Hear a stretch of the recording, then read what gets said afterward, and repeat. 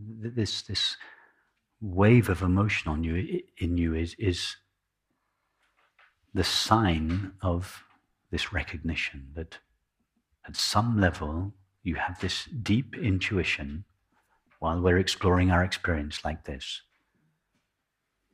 That the only substance present in your experience is the knowing of it.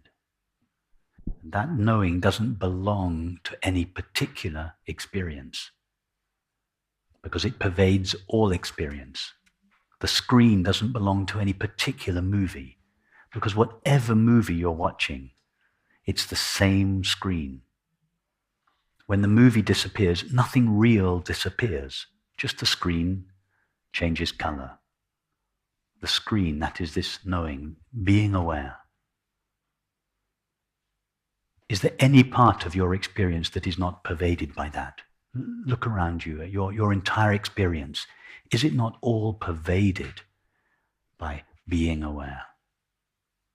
Try and find now a little corner of your experience that is exempt. It's like looking for a part of the movie that is not made out of the screen. Can you find a little feeling of depression or a little feeling of sadness that is pervaded by the knowing of it, that is not pervaded by the experience of being aware? No. Your experience is saturated with being aware. It's like the landscape on an evening like this evening. It's drenched in sunlight. It's bathed in sunlight. Your experience is bathed in consciousness, permeated by it. In fact, even that is not right, because we can't say that the image, that the movie is pervaded by the screen.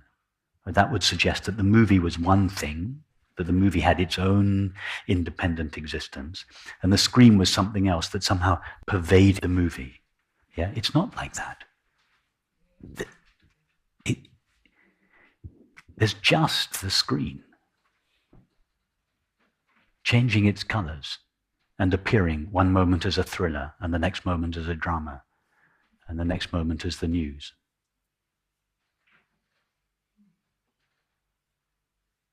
There is just the experience of being aware, appearing one moment as thinking, the next moment as sensing, the next moment as feeling, the next moment as perceiving. The problem is that we believe, and more importantly feel, that the experience, being aware, just pervades this little corner of experience called my body, and that it doesn't pervade all of that. But is that your experience? I know also that is true, that it pervades everything. Yeah, I know that I have the experience that it also pervades everything, but no. I'm forgetting that also. Or just keep reminding yourself. Keep reminding yourself. Keep reminding yourself, like we're doing now. Yeah.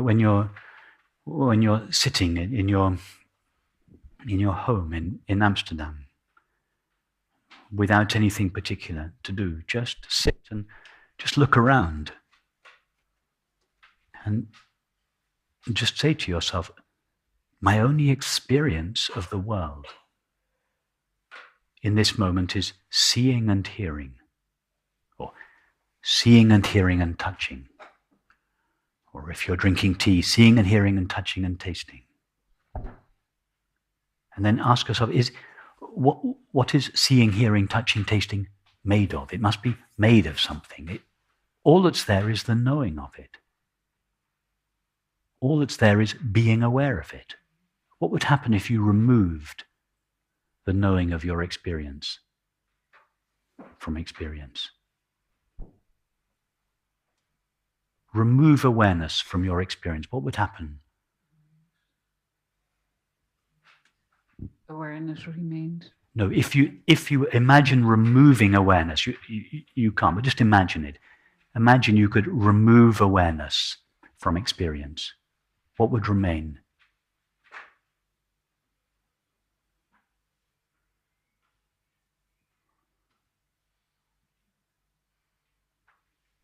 Awareness. You can't. Well, of course you can't. Yeah. No, that's why I say imagine it. I mean, nothing would remain. You can't. You're right. You cannot do that. In other words, all there is to your experience is the awareness of it, is the knowing of it. And when you're sitting at home, when you're walking down the street, when you're sitting here, when you're eating dinner, just continually remind yourself, just pause. Say to yourself, is there any substance present in my experience other than the knowing of it? Other than the experiencing of it? You see, the habit of believing I, consciousness or awareness, am identical to this. I am limited by this. I live inside this, is so strong in us. Particularly for me, it is because I have such a lot of physical pain that is also. Well, then you go to your physical pain. Do this to begin with when it's not. Do this to begin with when it's not too intense. You treat your physical pain just like you treat the sound of the traffic because physical pain is a sensation. It's an intense version of the sensation you are now experiencing with your hand on your mic, but it's more intense. Yeah, but it's still made of the same stuff. Yeah, pinch yourself. Pinch your arm. Yeah, it's a little bit painful. It's not very painful, but it's a little bit painful. It's not very pleasant. Yeah, is there anything there other than the knowing of it? It's made out of the same stuff. Yeah, now pinch yourself harder. Yeah, okay. Yeah. What's it made of? What's the stuff that it is made of? It's just the knowing of it. Okay, now let go.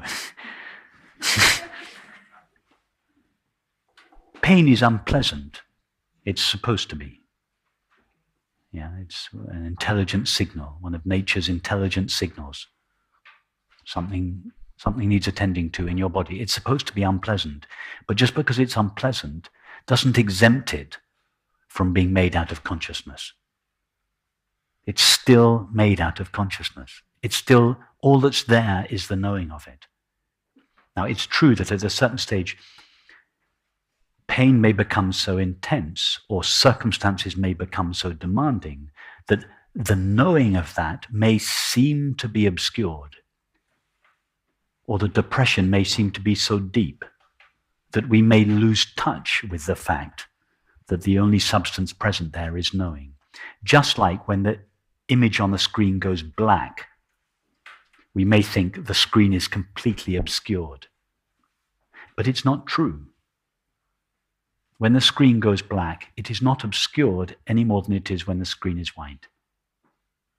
When we are, a deep depression is lit up, is rendered knowable by the brilliant light of pure consciousness. Can you say that once more? Even the darkest depression, even our deepest depression, you know that experience, yes? When you're depressed, you are aware of being depressed. You can say to yourself, I am aware of being depressed. Now, the I that is aware is what illuminates or renders knowable the experience of depression. And depression is dark, yes, it's heavy, dense, and dark. But it is lit up by something that is brilliant and luminous and transparent and empty and innately peaceful, pure consciousness. So even our deepest depressions confirm primarily the presence of the brilliant light of pure consciousness. Nothing can obscure that unless we consent to its obscuration, in which case it seems to be missing. If we believe the black image on the screen has veiled the screen will appear to be veiled. If we believe that the landscape on the screen is a real landscape, we will by definition think that the screen has disappeared, only because we believe it. As soon as we realize, no, the landscape is just an image, it's just a modulation of the screen, right there, the screen is totally visible. If we believe that our depression obscures consciousness, that's how it'll feel.